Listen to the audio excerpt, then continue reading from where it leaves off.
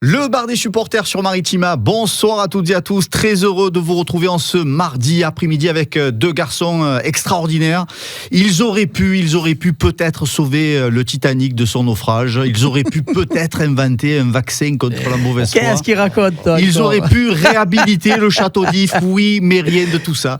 Ils sont juste chroniqueurs radio sur Maritima.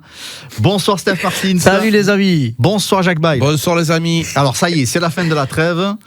Avant de parler de l'Olympique de Marseille, un petit mot, parce que tu n'étais pas avec nous hier après-midi, sur cette équipe de France qui s'est finalement qualifiée face à la Croatie. Ouais, match maîtrisé, mais bon, tu finis au penalty.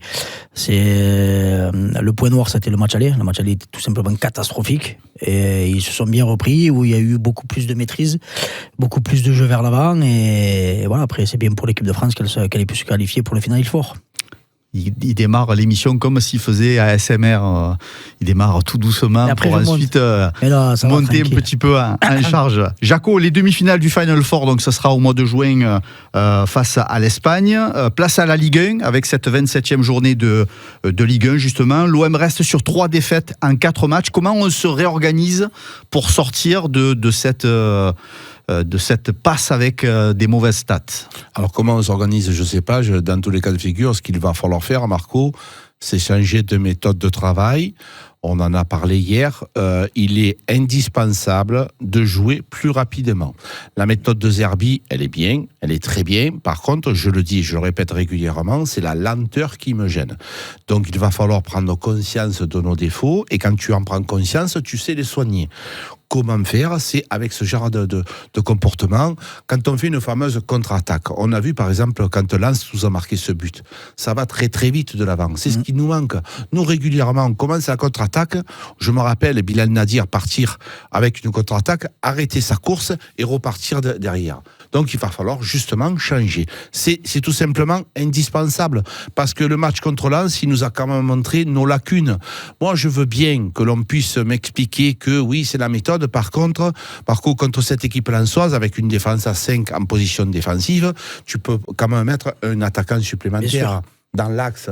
C'était indispensable, tu n'étais pas obligé d'avoir 3 milieux. Alors même si on me dit que Rabiot, il était positionné plus haut, mais c'est un milieu. Donc je pense il faut un attaquant supplémentaire, s'adapter avec les équipes. Comment tu t'organises, toi? Tu fais un reset après cette trêve, ou au contraire, comme dit Jaco, tu essaies de te servir de ce qui n'a pas fonctionné il y a quelques semaines? On fait voyage à Londres, je crois. À 2 minutes, il a parlé 20 anglais. Je pense que c'est ce qu'il va faire, parce qu'on sait qu'il n'aime pas trop changer son système, même si moi je le rejoins à 100%. Quand tu es à domicile face à une défense à 5, laisser seul Gouiri devant, c'est très très très compliqué, surtout quand tu n'as pas le joueur qui te crée des différences parce qu'il est un peu en méforme et que tu le laisses sur le banc. Tu n'as personne qui crée des décalages, qui va te créer cette supériorité en éliminant un ou deux Lensois ou autre, quand tu as une défense très regroupée en face. Il y a aussi, pour pouvoir faire sortir ce genre de défense-là, prendre aussi le tir au 18-20 mètres, chose qu'on fait très très rarement. Donc ils ont compris comment on jouait. On veut rentrer avec le ballon dans la cage. Donc les mecs, ils jouent bloc bas, ils te pressent dès que tu allais dans les 20-25 derniers mètres. On fait tout bien de notre cage jusqu'aux 30 mètres adverses. Et après, dans la zone de vérité, on a beaucoup de mal. Donc oui, je souhaite, notamment quand on joue, un exemple comme face à Reims ce samedi, sur des équipes dites, et elles sont bien entendu beaucoup plus faibles que la nôtre, il va falloir les prendre à la gorge, il va falloir leur mettre la pression. Ils ont la tête dans le sac, beaucoup plus que nous, parce qu'on est quand même deuxième du championnat de Ligue 1. Ils sont avant-dernière équipe à domicile. Tu es la deuxième équipe à l'extérieur. Tu n'as pas le droit d'aller à Reims et ne pas mettre tous tes atouts offensifs pour essayer de tuer le match le plus rapidement possible. Hakim Alek a insisté hier dans le bar des supporters sur la possession de balle, qui fait partie des fondamentaux de Roberto De Zerbi. Il y a quand même des astuces pour essayer de contrarier les plans anti-Roberto De Zerbi. Mais bien sûr qu'il y en a. Il y en a avec des vidéos, et on a vu beaucoup d'équipes qui n'étaient pas forcément performantes venir nous créer des problèmes. Et donc, quand on voit les résultats de l'Olympique de Marseille en début de saison, ça a surpris parce que c'était nouveau. Et donc après, au fil du temps, les gens travaillent. Et quand Steph nous disait dans la zone de vérité, mais la zone de vérité, c'est une zone où cette particularité des adversaires, c'est qu'ils restent en place. Ils ne prennent aucun risque. C'est-à-dire qu'au milieu du terrain, tu la sphère. n'y a aucun problème. Qu'est-ce qu'ils s'en foutent? Tant que tu es au rond central, donc tu fais de l'horizontalité, donc ça ne les dérange pas. Par contre, dès que tu rentres dans la zone où il faut y aller, il y a à manger, boum, ça sort et ça te mange. Et tu crées rien, parce que les mecs, ils attendent. Donc moi, je veux bien, c'est surtout, Hakim nous disait que c'est surtout une possession du temps, gérer le temps, de pouvoir savoir quand est-ce que lui, il a envie de démarrer son pressing. Sauf que le pressing, quand il le démarre, ou quand il essaie de faire un décalage, eh ben ça ne marche plus. Et il faut aussi se rendre compte de ça. Donc je pense qu'il est quand même assez intelligent, il est assez compétent. Oui. Pour ce qu'on voit nous, il le voit lui. Il a pris conscience qu'il y a des choses à changer, notamment le dernier match contre le Paris Saint-Germain. Il faut aussi s'abriter sur ce match. Même si ça a été une défaite, j'ai vu un OM conquérant. J'ai vu un OM avec des idées de jeu beaucoup plus rapides. Donc voilà, il faut aussi s'abriter sur ce genre de match. On attend le retour aussi aux affaires de certaines têtes de gondole comme Mason Greenwood. On a été agréablement surpris de voir que Greenwood, pendant la trêve, avait fait une démarche pour reprendre le taf un peu plus tôt que ses petits camarades. On a envie de croire, en tout cas, que c'est un bon signe. Mais bien sûr, après, faut pas tout regarder au pied, à la lettre, ce que fait le joueur, pas le joueur. Ça reste quand même des professionnels, ça reste quand même des athlètes. Comme le dit souvent Jacques, ce genre de joueurs-là qui sont au-dessus de la moyenne, et c'est pas le seul, ont un tempérament différent. Il faut savoir le prendre, il faut savoir le laisser jouer, parce qu'on le voit en début de saison où il avait cette liberté-là, où il était sur tout le front de l'attaque. Eh ben, tu voyais qu'il prenait énormément de plaisir. On sait que depuis peu, l'entraîneur lui demande de faire des efforts défensifs. Moi, sincèrement, pour ce genre de joueur-là, régale-toi et je vais mettre en place un milieu défensif qui va faire le boulot, ils sont là pour ça. Quand tu vois le premier pressing, oui, sur les 15 premiers mètres, il n'y a pas de souci, mais pas faire des efforts de 30-40 mètres, c'est complètement le tuer, tu repars en contre-attaque, tu as qui après? Tu n'as plus personne. Donc moi, sur Mason Greenwood, je le laisserai un peu à la Ben Arfa, voilà, prends le ballon, fais ce que tu as à faire, il sait ce qu'il a à faire, c'est des joueurs professionnels, on l'a vu depuis le début de saison, il a des stats tout simplement impressionnantes, lui redonner plaisir et qui se régale, et en se régalant, il nous régalera. Fais ce que tu veux, c'est les consignes que toi tu donnerais à Mason Greenwood, Jaco? Bien sûr, il y a le talent, il faut arrêter de leur lever leur instinct. Si c'est des joueurs qui jouent à l'instinct, quand tu vas leur dire comment tu fais le dribble, il ne sait pas, ça vient naturellement, un passement de jambes à droite, à gauche, il est capable de tirer des deux pieds, mais ça vient comme ça sans réfléchir. Si à un moment donné, il faut que tu défendes, que tu attaques bien, que tu saches faire les dribbles, et je supporte plus cette truc de dire ils défendent pas, mais c'est le football moderne. Mais arrêtez-vous de dire des conneries pareilles, excusez-moi l'expression. Les joueurs avant et les joueurs maintenant, c'est toujours un corps humain, avec un foie, une rate, un cœur, et à un moment donné, la VMA ne peut pas exploser. Si tu défends et si tu attaques, à un moment donné, tu exploses. Les gars, on le dit régulièrement, tu te rends compte de la lucidité qu'il faut avoir au petit moment. Il faut être vraiment à l'instinct, mettre la tête ou le pied, ça se joue à une demi-seconde. Et si tu n'es pas prêt physiquement à répondre à ça, eh ben tu manques ton but. Et là, tout le monde, il va te tomber dessus. Putain, il manque l'immanquable. Et oui, mais les gars, il a fait 2 allers-retours de 250 mètres. Il a fallu qu'il suive son collègue. Et maintenant, il était soufflé. Et oui, il était soufflé, c'est normal. Quels sont les autres joueurs que vous avez envie de revoir monter un peu en charge? On a parlé de Mason Greenwood, on a parlé de Luis Enrique aussi, qui n'avait pas été forcément mis au coup d'envoi par Roberto De Zerbi. Même si à Paris, il a été bon. Même si à Paris, il a été bon. Moi, j'attends beaucoup plus d'Ismaël Benasser. On a vu de belles choses. On sait que c'est un excellent joueur, un très très bon joueur. Et c'est quelqu'un qui peut être très très très important dans les 8 derniers matchs. Moi, j'attends énormément de lui. Il a les compétences pour pouvoir tirer cette équipe vers le haut. Joueur international qui est passé dans les plus grands clubs européens, donc j'ai aucun souci de ce côté-là. Il va monter rapidement en puissance et on va être vraiment monstrueux au milieu, parce que quand tu regardes le milieu, Hojbjerg, Rabiot, Benasser, je pense qu'en France, tu es dans les deux. Et Rogier. Oui, mais sur les 3, et Rongier, tu es dans les 2, je pense. Pour moi, tu es dans les 2. Donc après, voilà, donc c'est normal qu'on attend plus et qu'on est exigeant avec ces joueurs-là. Et tu sais que si tu as les 3 qui sont au top de leur forme, franchement, je vois pas quel milieu de terrain en France peut prendre le dessus. Et on sait que souvent, dans ce football dit moderne, la bataille, elle se gagne souvent au milieu. Et après, c'est Jonathan Rowe. Moi, quand je vois, quand il rentre en début de saison, la vitesse, la percussion qu'il a portée, l'efficacité devant le but, j'espère que De Zerbi, pendant cette trêve-là, il a pu retravailler avec lui pour le remettre sur les bons rails, parce que c'est des joueurs, quand ils ont cette vivacité, cette rapidité, qui peuvent faire mal à l'adversaire. Ce qui te gêne le plus aussi, c'est les progrès. La question que tu posais, Marco, c'est surtout côté gauche. que ce soit Dedic ou Merlin, ils ont besoin de progresser. On a tapé. C'est pas suffisant pour l'instant. Non, Merlin, j'ai tapé sur la tête pendant un moment parce que je sais que c'est un garçon qui a du talent, qui est capable de faire mieux. On l'a vu avec les espoirs. Mais je voulais avoir Dedic. Quand il est entré Dedic, je me dis, je préfère Merlin. Parce que lui aussi, Dedic, à un moment donné, à Paris, je me suis dit, mais il va faire quoi avec ses jambes? Il fait des passements de jambes, j'ai peur qu'il s'en mêle les pinceaux, j'ai peur qu'il tombe. Il y a personne qui rentre dans son dribble. Donc lui, il m'inquiète sur ses capacités techniques. Donc oui, moi, j'ai l'impression que Merlin peut nous apporter plus que ça, parce que Merlin a des qualités qui sont très, très, très intéressantes. Je l'ai vu faire une entrée intéressante à Paris Saint-Germain. Je voudrais juste qu'il prenne un peu plus confiance pour pouvoir un peu plus prendre des responsabilités offensives. Régulièrement, je le vois se mettre en horizontal et donner le ballon de l'arrière et jamais essayer de partir de l'avant. Le fait qu'il soit trop près de la touche, eh ben cette ligne de touche, elle l'embête. Il est gaucher, il joue à gauche. Il faudrait qu'il soit un peu plus décalé sur l'intérieur pour pouvoir essayer de faire son crochet côté gauche et en profiter. Là, la ligne de touche, ça devient son ennemi. Donc, je pense que rentre de 2 mètres ou de 3 mètres pour pouvoir profiter et faire ce crochet-là. Là, tu es obligé régulièrement, parce que les mecs, ils te défendent comme ça, comme toi, tu es obligé de redonner le ballon de l'arrière. Voilà des genres de progression, des marges de progression que j'aimerais voir. Avec, comme toujours, la gestion de la sortie de trêve qui sera importante. Les internationaux ne reviendront pas le même jour et justement, cette non-synchronisation, c'est toujours un moment un peu particulier dans l'effectif. Oui, mais tu as un groupe quand même de qualité, donc sincèrement, après, on n'a pas d'excuses. Tu vas jouer à Reims, ils sont à la cave, tu n'as pas d'excuses.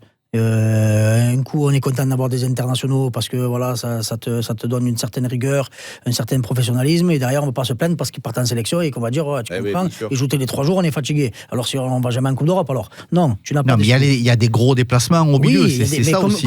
Comme toutes les équipes qui dans leur staff ont des. Il y a des effectifs qui ont moins d'internationaux. Oui, Reims, ils en ont moins. Mais Reims est 15e au classement. Toi, tu en as beaucoup plus. Pourquoi ? Parce que tu as le 2e budget de Ligue 1. Donc, c'est logique. C'est la loi des nombres. Donc, à toi de faire le nécessaire en fonction de ton groupe que tu as.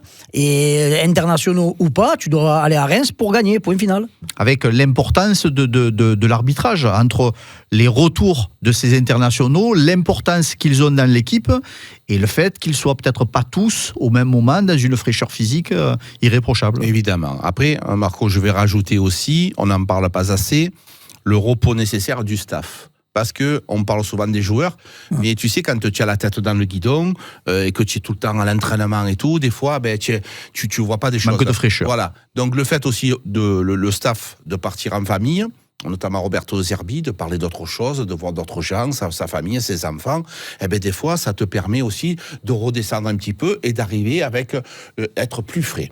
Concernant les internationaux, évidemment que eux, notamment Balerdi et Rulli qui viennent, on l'a dit régulièrement, d'Argentine, c'est le bout du monde, un décalage horaire important, un voyage important, mais les conditions de retour ne sont pas les mêmes que nous. Nous, si on va en Argentine, on est en classe à faire, avec les genoux qui tapent sur le truc. Eux, ça ne nous arrive jamais, ça, Jacob. Voilà, mais eux, ils dorment, ils sont pas les mêmes. Déjà, l'avion, je pense que c'est un avion spécial qui est affrété pour eux, donc évidemment, c'est pas mais ça fait quand même un voyage important et très long.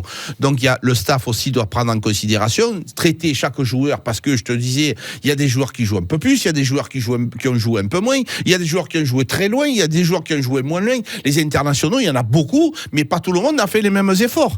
Donc il faut savoir gérer tout ça, c'est pour ça que tu as besoin d'un staff élargi, et on verra contre Reims l'équipe qui sera alignée.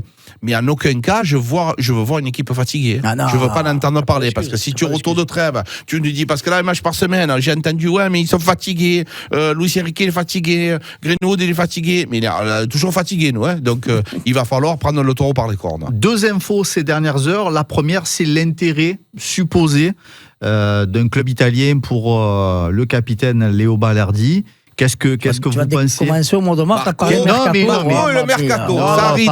Marco, le mercato.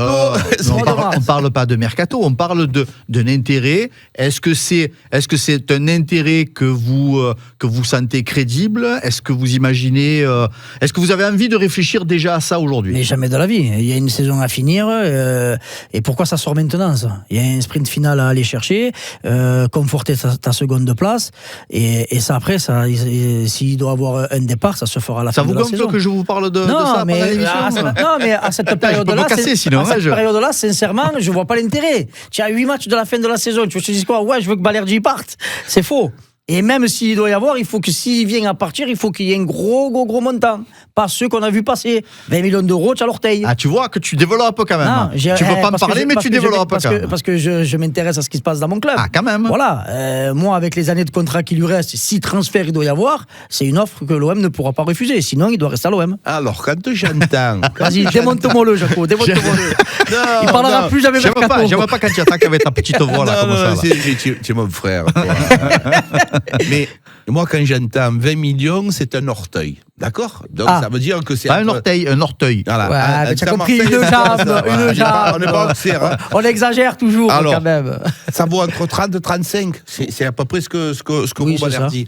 Combien de gens m'ont dit, mais il est bidon, et il est pourri. S'il y a 35 millions d'euros, un joueur qui joue en équipe nationale d'Argentine, certes, pas énormément, mais quand même, international argentin, qui coûte 35 millions d'euros, il est pourri, eh ben, j'en veux beaucoup des joueurs pourris comme ça.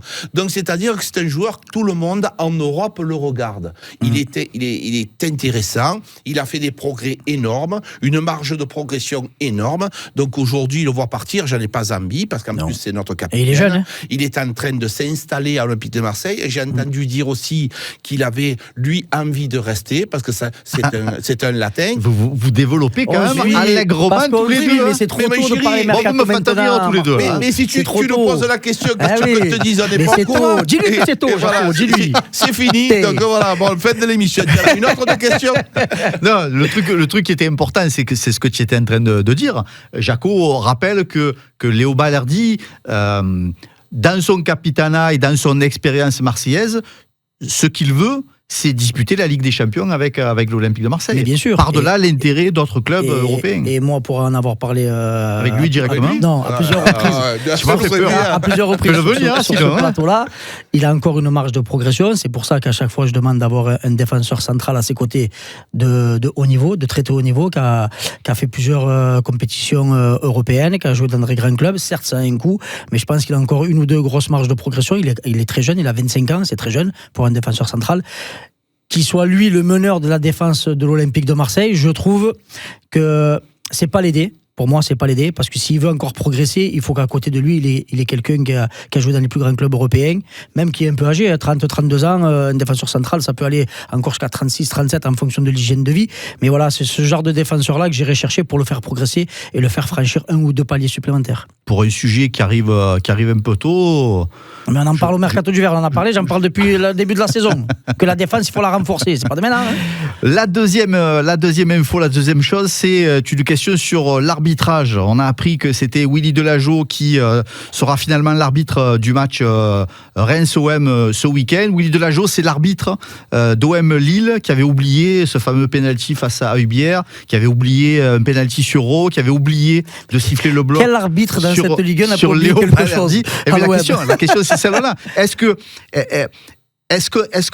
que inévitablement on n'est pas rattrapé par des questions d'arbitrage? On ne veut pas nous s'en occuper, mais on a forcément une anecdote avec quasiment tous les arbitres. Il ne faut pas se cacher derrière ça. Moi, j'en ai marre qu'on se cache. Non, mais voilà, tu joues à Reims, comme je te l'ai dit, le 15e de la Ligue 1, avant-dernière équipe à domicile. Tu ne dois pas avoir à te plaindre de l'arbitrage. Tu dois faire le nécessaire pour aller gagner ce match-là. Et qu'on ne vienne pas me dire, après, bien sûr, je n'ai pas de boule de cristal, et oui, c'est ce qui fait la magie du football, que des fois, des petites équipes arrivent à battre des équipes beaucoup plus importantes que celles qu'elles sont. Mais tu n'as pas le droit dans ce sprint final d'aller à Reims et te dire attention, peut-être que l'arbitre, non, joue au ballon, fais ce que tu as à faire, et si tu fais bien les choses, normalement tu reviens à 4 points. Benoît Bastien, Willy Delageau, Clément Turpin, Jaco, il faut qu'on s'occupe plus jamais maintenant de l'arbitre du match. Stéphanie Frappard, donc à un moment donné, les gars, moi je veux bien, il faut plus s'en occuper de tout ça, c'est pas possible, parce que si tu pars déjà en disant ouais, l'arbitre ceci, l'arbitre l'autre,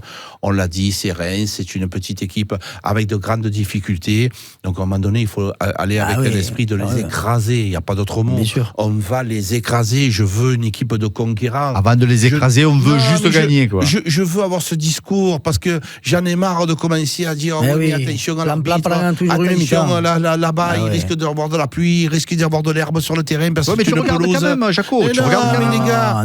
Regarde la remarque de Stéphane, c'est Stéphanie Frappard qui est à la VAR. Mais parce que lui, elle n'avait pas été mauvaise face au Paris Saint-Germain, d'ailleurs. Tu ne dois pas, et en aucun cas, te cacher derrière ça. Tu ne dois pas avoir besoin ou d'une faute qui va aller dans ton sens ou contre toi pour te dire j'ai gagné ou j'ai perdu à Reims. Quand même, il faut être sérieux 2 secondes. Et moi, je ne veux pas avoir une équipe encore qui attend 60 minutes pour aller de l'avant. Il va falloir qu'on les prenne à la gorge. C'est eux qui sont en difficulté, c'est pas toi. Toi, tu as une place en Ligue des Champions à aller chercher.